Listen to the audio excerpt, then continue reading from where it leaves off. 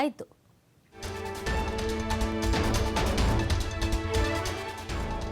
ನ್ಯಾಯಾಲಯದ ಮುಂದೆ ಸಿಟಿ ರವಿ ಅವರನ್ನ ಹಾಜರುಪಡಿಸಲಾಗಿದೆ. ಕೋರ್ಟ್ ಹಾಲ್ನಲ್ಲಿ ಕಣ್ಣೀರ್ ಹಾಕಿದ್ದಾರೆ ಸಿಟಿ ರವಿ ಅನ್ನೋದು ಗೊತ್ತಾಗ್ತಾ ಇದೆ. ಸಿಟಿ ರವಿಯನ್ನ ಸಮಾಧಾನ ಮಾಡ್ತಾ ಇದ್ದಾರೆ ಬಿಜೆಪಿಯ ನಾಯಕರುಗಳು. ಕಣ್ಣೀರು ಹಾಕ್ಬಿಟ್ಟಿದ್ದಾರಂತೆ. ಪ್ರಕರಣದ ಬಗ್ಗೆ ಮಾಹಿತಿಯನ್ನ ಪಡ್ಕೊಳ್ಳಲಾಗ್ತಾ ಇದೆ. ಈ ಸಂದರ್ಭದಲ್ಲಿ ಸಿಟಿ ರವಿ ಕಣ್ಣೀರು ಹಾಕ್ಬಿಟ್ಟಿದ್ದಾರೆ. ಸರ್, ಹಿಂಗಾಗ್ಬಿಡ್ತು, ನನ್ನ ಸುತ್ತಿಸ್ಬಿಟ್ರು, ಮೂರ್ ಜಿಲ್ಲೆಯಲ್ಲಿ ಸುತ್ತಿಸ್ಬಿಟ್ರು, ಹಿಂಗೆಲ್ಲ ಆಗಿದೆ, ನನ್ನ ಪದ ಹೇಳೇ ಇಲ್ಲ ಅಂತ ಕಣ್ಣೀರು ಹಾಕಿದ್ದಾರೆ. ಬಿಜೆಪಿಯ ಘಟಾನುಘಟಿ ನಾಯಕರುಗಳ ಪೈಕಿಯಲ್ಲಿ ಸಿಟಿ ರವಿ ಅವರು ಕೂಡ ನಿಂತ್ಕೊಂಡಿದ್ರು. ಅದೇ ಸಿಟಿ ರವಿ ಅವರು ಇವತ್ತು ಕಣ್ಣೀರು ಹಾಕಿದ್ದಾರೆ. ಈ ಹೈ ಡ್ರಾಮಾಗಳೆಲ್ಲವೂ ಅವರ ಮನಸ್ಸಿಗೆ ಘಾಸಿ ಆದಂಗೆ ಕಾಣಿಸ್ತಾ ಇದೆ. ಅವರ ನಾಯಕರ ಬಳಿ ಹೇಳ್ಕೊಳ್ತಾ ಕಣ್ಣೀರು ಹಾಕಿದ್ದಾರೆ ಅನ್ನೋದು ಗೊತ್ತಾಗ್ತಾ ಇದೆ. ಒಂದ್ ಕಡೆಯಲ್ಲಿ ಲಕ್ಷ್ಮೀ ಹೆಬ್ಬಾಳ್ಕರ್ ಕಣ್ಣೀರು ಹಾಕ್ತಾ ಇದ್ರು ಪ್ರೆಸ್ ಮೀಟ್ ಅನ್ನ ಕರೆದು. ಇನ್ನೊಂದ್ ಕಡೆಯಲ್ಲಿ ಸಿಟಿ ರವಿ ಅವರು ಕೂಡ ಇದಕ್ಕೆ ಕಣ್ಣೀರು ಹಾಕ್ತಿದ್ದಾರೆ ಅನ್ನೋದು ಗೊತ್ತಾಗ್ತಾ ಇದೆ. ಇಬ್ರು ಈಗ ಕಣ್ಣೀರು ಹಾಕಿದ್ದಾರೆ. ನಂಗೆ ಹಂಗಾಯ್ತು, ಹಿಂಗಾಯ್ತು, ನೋವಾಯ್ತು ಅಂತ ಲಕ್ಷ್ಮೀ ಹೆಬ್ಬಾಳ್ಕರ್. ನಾನು ತಪ್ಪು ಮಾಡಿಲ್ಲ, ನಂಗೆ ಹಂಗ್ ನಡೆಸ್ಕೊಂಡ್ರು, ಹಿಂಗ್ ನಡೆಸ್ಕೊಂಡ್ರು ಅಂತ ಸಿಟಿ ರವಿ. ಇಬ್ರು ಕೂಡ ಕಣ್ಣೀರು ಹಾಕ್ಬಿಟ್ಟಿದ್ದಾರೆ. ನಿನ್ನೆ ನಡೆದಂತ ಬೆಳವಣಿಗೆ ಕಣ್ಣೀರು ಹಾಕುವವರೆಗೂ ಬಂದಿದೆ.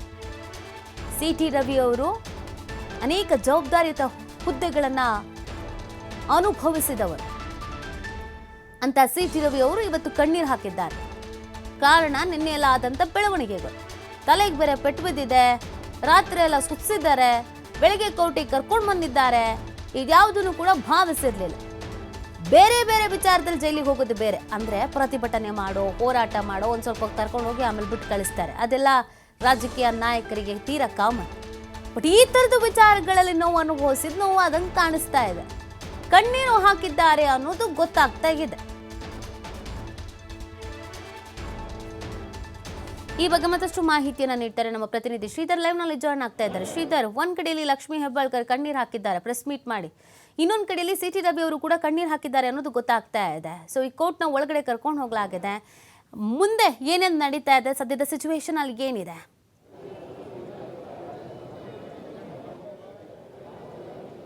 ನೀತಿ ಈಗ ತಾನೇ ಬೆಳಗಾವಿಯ JMFC 5ನೇ ಕೋರ್ಟ್ ಆವರಣಕ್ಕೆ ಈಗಾಗಲೇ ಸಿಟಿ ರವಿಯನ್ನು ಕರ್ಕೊಂಡ್ಬರಲಾಗಿದೆ. ಬಿಗಿ ಪೊಲೀಸ್ ಭದ್ರತೆ ಕರ್ಕೊಂಡ್ಬಂದಂಥ ಪೊಲೀಸರು ಈಗ ಕೋರ್ಟ್ ಹಾಲ್ನಲ್ಲಿ ಸಿಟಿ ರವಿಯನ್ನು ಈಗಾಗಲೇ ಕೂಡಿಸಿರ್ತಕ್ಕಂಥದ್ದು. ಈ ನ್ಯಾಯಾಧೀಶರ ಬರೋಕ್ಕಾಗಿ ಕಾಯ್ತಾ ಇದ್ದಾರೆ. ಏನು ನ್ಯಾಯಾಧೀಶರು ಬಂದ ಬಳಿಕ ಈ ಒಂದು ಸಿಟಿ ರವಿ ಪರವಾಗಿ ಏನು ಹಿರಿಯ ವಕೀಲರಾದಂಥ MB ಜಿರ್ಲಿ ವಕಾಲತನ್ನು ವಹಿಸ್ತಾರೆ. ಜೊತೆಗೆ ಏನು ಬೇಲ್ ಅಪ್ಲಿಕೇಶನ್ ಸಲ್ಲಿಸುವ ಮೂಲಕ ಸಿಟಿ ರವಿಗೆ ಬೇಲ್ ಕೊಡಬೇಕು. ಜೊತೆಗೆ ಈ ಒಂದು ಘಟನೆ ಏನಿದೆ ವಿಧಾನಸೌಧದ ಒಳಗಾಗಿರ್ತಕ್ಕಂಥದ್ದು. ಜೊತೆಗೆ ಯಾವುದೇ ರೀತಿಯ ಇದು ಏನು ಸ್ಪೀಕರ್ ಅವರ ಅನುಮತಿ ಇದೆಯಾ ಇಲ್ವಾ ಅನ್ನೋಂಥ ವಿಚಾರ ಆಗಿರ್ಬೋದು. ಪೊಲೀಸರು ಯಾವುದೇ ರೀತಿ ಸ್ಪಷ್ಟವಾದಂಥ ಮಾಹಿತಿ ಕೊಟ್ಟಿಲ್ಲ. ಜೊತೆಗೆ ಈ ಒಂದು ಪ್ರಕರಣದಲ್ಲಿ ಏನಿದೆ ಸಿಟಿ ರವಿಯವರನ್ನ ರಾತ್ರಿ ಎಲ್ಲ ಸುತ್ತಾಡಿಸಿರ್ತಕ್ಕಂಥದ್ದು. ಹನ್ನೆಗೆ ಪೆಟ್ಟಾದರೂ ಕೂಡ ಸರಿಯಾಗಿ ಅವ್ರಿಗೆ ಚಿಕಿತ್ಸೆಯನ್ನು ಕೊಟ್ಟಿಲ್ಲ ಅನ್ನೋಂಥ ಕೆಲವೊಂದಿಷ್ಟು ವಿಚಾರಗಳನ್ನು ಯಾವ ರೀತಿ ಪೊಲೀಸರು ನಡೆದುಕೊಂಡ್ರು ಅನ್ನೋಂಥ ವಿಚಾರವನ್ನು ಏನಂದರೆ ಕೋರ್ಟ್ ಮುಂದೆ ತೆಗೆದುಕೊಂಡು ಬರೋದಕ್ಕೆ ಈಗಾಗಲೇ ಏನು ವಕೀಲರು ಮುಂದಾಗಿರ್ತಕ್ಕಂಥದ್ದು. ಜೊತೆಗೆ BNS ಆ್ಯಕ್ಟ್ ಪ್ರಕಾರ ಈ ಒಂದು ಪ್ರಕರಣ ದಾಖಲಾಗಿರ್ತಕ್ಕಂಥ ಹಿನ್ನೆಲೆಯಲ್ಲಿ ನ್ಯಾಯಾಲಯ ಕೂಡ ಈ ಒಂದು ಪೊಲೀಸರು ಸಲ್ಲಿಸುವಂಥ ಏನು ಪ್ರಾಥಮಿಕ ವರದಿ ಏನಿದೆ ಅದನ್ನು ಆಧರಿಸಿ ಜೊತೆಗೆ ಈಗ ಸಿಟಿ ರವಿಗೆ ಏನು ಜಾಮೀನು ಮಂಜೂರು ಮಾಡ್ತಾರಾ ಇಲ್ವೋ ಅನ್ನೋದು ಇರ್ತಕ್ಕಂಥದ್ದು. ಜೊತೆಗೆ ಈಗಾಗಲೇ ಕೋರ್ಟ್ ಹಾಲ್ ಒಳಗಡೆ ಏನಂದರೆ ವಿಪಕ್ಷ ನಾಯಕ ಆದಂಥ R ಅಶೋಕ್, ಜೊತೆಗೆ BJP ರಾಜ್ಯಾಧ್ಯಕ್ಷ ವಿಜಯೇಂದ್ರ, ಸುನಿಲ್ ಕುಮಾರ್, ರವಿಕುಮಾರ್ ಸೇರಿದಂತೆ ಏನು ಅರವಿಂದ್ ಬೆಲ್ಲ ಸೇರಿದಂತೆ ಘಟಾನುಘಟಿ ನಾಯಕರು ಕೂಡ ಕೋರ್ಟ್ ಹಾಲ್ನಲ್ಲೇ ಇರ್ತಕ್ಕಂಥದ್ದು. ಕೋರ್ಟ್ನಲ್ಲಿ ಯಾವ ರೀತಿ ಒಂದು ಈಗ ಏನು ಕೋರ್ಟ್ ಆರಂಭ ಆದ ಬಳಿಕ ವಾದ ಪ್ರತಿವಾದದ ಬಳಿಕ ಸಿಟಿ ರವಿಯವ್ರನ್ನ ನ್ಯಾಯಾಂಗ ಬಂಧನಕ್ಕೆ ಒಪ್ಪಿಸಲಾಗುತ್ತಾ ಅಥವಾ ಬೇಲ್ ಸಿಗುತ್ತಾ ಅನ್ನೋಂಥದ್ದು ಕೂಡ ಈಗ ಕುತೂಹಲ ಕೇಳಿಸಿರ್ತಕ್ಕಂಥದ್ದು.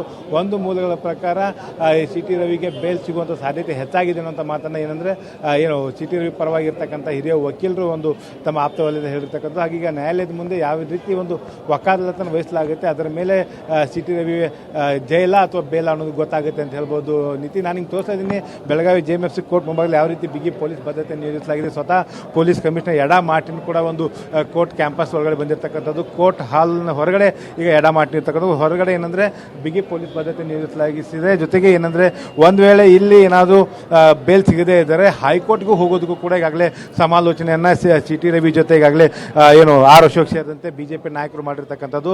ಒಂದು ಕಡೆ ಕಾನೂನು ಹೋರಾಟದ ಜೊತೆಗೆ ಮತ್ತೊಂದು ಕಡೆ ಈಗ ಕೋರ್ಟ್ನಲ್ಲಿ ನಡೆಯುವಂಥ ವಕಾಲತ್ ಮೇಲೆ ಏನಂದರೆ ಸಿಟಿ ರವಿ ಅವರ ಭವಿಷ್ಯ ನಿಂತಿದೆ ಅಂತ ಹೇಳ್ಬೋದು. ಯಾಕಂದರೆ ನಿನ್ನೆ ಸಾಯಂಕಾಲ 7 ಗಂಟೆಗೆ ಸಿಟಿ ರವಿಯನ್ನು ಅರೆಸ್ಟ್ ಮಾಡಿದ ಬಳಿಕ ಖಾನಾಪುರ ಪೊಲೀಸ್ ಠಾಣೆ ಕರ್ಕೊಂಡು ಹೋಗುತ್ತೆ. ತದನಂತರ ರಾತ್ರಿಯಲ್ಲೂ ಕೂಡ ಹೈ ಡ್ರಾಮಾ ಆಗುತ್ತೆ. ಸಿಟಿ ರವಿ ಅನೇಕ ಬಾರಿ ಪೊಲೀಸರ ಒಂದು ಕ್ರಮವನ್ನು ವಿರೋಧಿಸಿ ಪ್ರತಿಭಟನೆ ಮಾಡುವಂತಾಗಿರ್ಬೋದು, ಸಿಟಿ ರವಿ ತಲೆಗೆ ಪಟ್ಟಾಗಿರ್ತಕ್ಕಂಥ ಘಟನೆ ಆಗಿರ್ಬೋದು, ರಸ್ತೆ ಮಧ್ಯೆ ಕುಳಿತು ಪೊಲೀಸರ ಜೊತೆ ಒಂದು ವಾಗ್ವಾದ ಮಾಡಿರ್ತಕ್ಕಂಥ ವಿಡಿಯೋಗಳು ಕೂಡ ನೀವು ನೋಡ್ತಾ ಇದ್ದೀವಿ. ಹಾಗಾಗಿ ಈಗ ಸಿಟಿ ರವಿಯ ಈ ಒಂದು ಲಕ್ಷ್ಮೀ ಹೆಬ್ಬಾಳ್ಕರ್ ವಿಚಾರದಲ್ಲಿ ಏನು ಸಿಟಿ ರವಿ ಅಸಂವಿಧಾನಿಕ ಪದವನ್ನು ಬಳಕೆ ಮಾಡಿದ್ರು. ಅದರ ಹಿನ್ನೆಲೆಯಲ್ಲಿ ಲಕ್ಷ್ಮೀ ಹೆಬ್ಬಾಳ್ಕರ್ ಹಿರೇಬಾಗೇವಾಡಿ ಪೊಲೀಸ್ ಠಾಣೆಯಲ್ಲಿ ದೂರನ್ನು ಕೂಡ ದಾಖಲಿಸಿದ್ರು. ನಿನ್ನೆ ಅಷ್ಟೇ ಲಕ್ಷ್ಮೀ ಹೆಬ್ಬಾಳ್ಕರ್ ಕೂಡ ಏನೋ ಕಣ್ಣೀರು ಹಾಕಿದ್ರು. ಇವತ್ತು ಕೂಡ ಲಕ್ಷ್ಮೀ ಹೆಬ್ಬಾಳ್ಕರ್ ಕಣ್ಣೀರು ಹಾಕುವ ಮೂಲಕ ತಮಗಾದಂಥ ನೋವನ್ನು ಹೊರ ಹಾಕಿದ್ದಾರೆ. ಜೊತೆಗೆ ಒಂದು ಕಡೆ ಲಕ್ಷ್ಮೀ ಹೆಬ್ಬಾಳ್ಕರ್ನಿಗೆ ಅನ್ಯಾಯ ಆಗಿದೆ, ಜೊತೆಗೆ ಈ ಒಂದು ನೋವಿಗೆ ನ್ಯಾಯ ಸಿಗಬೇಕಂದ್ರೆ ಕ್ರಮ ಆಗಬೇಕು ಅನ್ನೋಂಥ ಒಂದು ಒತ್ತಾಯ ಮಾಡಿದರೆ, ಮತ್ತೊಂದು ಕಡೆ ಇದು ನಮ್ಮ ವಿರುದ್ಧ ಷಡ್ಯಂತ್ರ ಮತ್ತು ದ್ವೇಷದ ರಾಜಕಾರಣ ಮಾಡಲಾಗ್ತಾ ಇದೆ. ಹೀಗಾಗಿ ನಾವು ಕಾನೂನು ಹೋರಾಟ ಮಾಡ್ತೀವಿ ಮತ್ತು ಸರ್ಕಾರದ ವಿರುದ್ಧ ನಾವು ನಿರಂತರ ಹೋರಾಟ ಮಾಡ್ತೀವಿ ಅನ್ನೋ ಮಾತನ್ನು ಬಿಜೆಪಿ ನಾಯಕರು ಕೂಡ ಹೇಳ್ತಾ ಇದ್ದಾರೆ. ಸದ್ಯ ಕೋರ್ಟ್ ಆವರಣದ ಮುಂಭಾಗದಲ್ಲಿ ಈಗ ಏನು ಬಿಗಿ ಭದ್ರತೆ ಇರತಕ್ಕಂಥದ್ದು. ಇನ್ನು ಕೆಲವೇ ಕ್ಷಣಗಳಲ್ಲಿ ಈಗ ಕೋರ್ಟ್ ಏನು ಆವರಣದಲ್ಲಿ ಈ ಒಂದು ಬೇಲ್ ಅರ್ಜಿಯ ವಿಚಾರಣೆ ನಡೆಯುತ್ತೆ. ನ್ಯಾಯಾಲಯದ ಮುಂದೆ ಈಗಾಗಲೇ ಸಿಟಿ ರವಿಯನ್ನು ಹಾಜರುಪಡಿಸಲಾಗುತ್ತೆ. ಆಗ ಸಿಟಿ ರವಿಯವರು ಏನೆಲ್ಲ ಅಂದರೆ ಸಿಟಿ ರವಿಯವರನ್ನು ಸುವರ್ಣ ವಿಧಾನಸೌಧದ ಮುಂಭಾಗದಲ್ಲಿ ಏನು ವಶಕ್ಕೆ ಪಡೆಯಲಾಯಿತು, ಅರೆಸ್ಟ್ ಮಾಡಲಾಯಿತು, ಅರೆಸ್ಟ್ ಮಾಡಿದ ಬಳಿಕ ಏನೆಲ್ಲ ಬೆಳವಣಿಗೆ ಆಯಿತು ಎಲ್ಲ ಬೆಳವಣಿಗೆಯನ್ನು ಕೂಡ ನ್ಯಾಯಾಲಯದ ಮುಂದೆ ತೆಗೆದುಕೊಂಡು ಬರೋದಕ್ಕೂ ಕೂಡ ಅವರು ಕೂಡ ಮುಂದಾಗಿರ್ತಕ್ಕಂಥದ್ದು. ಅದಾದ ಬಳಿಕ ಏನು ಬೆಳಗಾವಿಯಿಂದ ಖಾನಾಪುರದಿಂದ ಎಲ್ಲೆಲ್ಲಿ ಕರ್ಕೊಂಡು ಹೋಗಿದ್ರು, ಜೊತೆಗೆ ನಂತರ ಅವರಿಗೆ ಯಾವ ರೀತಿ ಪೊಲೀಸ್ ಅರೆಸ್ಟ್ ಮಾಡಿದ ಸಂದರ್ಭದಲ್ಲಿ ಅವ್ರ ಜೊತೆ ಯಾವ ರೀತಿ ವರ್ತಿಸಿದ್ರು ಅನ್ನೋಂಥ ವಿಚಾರ ಕೂಡ ನ್ಯಾಯಾಲಯ ಗಮನಕ್ಕೆ ತೆಗೆದುಕೊಂಡು ಬರೋದಕ್ಕೆ ಕೂಡ ಸಿಟಿ ರವಿ ಮುಂದಾಗಿದ್ದಾರೆ ಅನ್ನೋಂಥ ಮಾಹಿತಿ ಕೂಡ ಲಭ್ಯ ಆಗ್ತಾ ಇದೆ. ಒಟ್ಟಿನಲ್ಲಿ ನ್ಯಾಯಾಲಯದಲ್ಲಿ ಏನು ನ್ಯಾಯಾಧೀಶರು ಬಂದ ಬಳಿಕ ಏನು ವಕಾಲತ್ತನ್ನು ಏನು ಅರ್ಜಿ ಸಲ್ಲಿಸಿದ ಬಳಿಕ ನ್ಯಾಯಾಧೀಶರು ಯಾವ ತೀರ್ಮಾನ ತೆಗೆದುಕೊಳ್ತಾರೆ ಅನ್ನೋದ್ರ ಮೇಲೆ ಈಗ ಸಿಟಿ ರವಿ ಅವರ ಭವಿಷ್ಯ ನಿಂತಿರ್ತಕ್ಕಂಥದ್ದು. ಒಂದು ವೇಳೆ ನ್ಯಾಯಾಧೀಶರು ಏನಾದರೂ ಜಾಮೀನು ಮಂಜೂರು ಮಾಡಿದರೆ ಇಲ್ಲಿಂದ ಸಿಟಿ ರವಿ ಏನು ಮುಕ್ತರಾಗ್ತಾರೆ, ಬಂಧನ ಮುಕ್ತ ಆಗ್ತಾರೆ. ಒಂದು ವೇಳೆ ನ್ಯಾಯಾಲಯ ಏನಾದರೂ ನ್ಯಾಯಾಂಗ ಬಂಧನಕ್ಕೆ ಒಪ್ಪಿಸಿದ್ರೆ ಆಗ ಸಿಟಿ ರವಿ ಅವರು ಜೈಲಿಗೆ ಹೋಗಬೇಕಾಗುತ್ತೆ.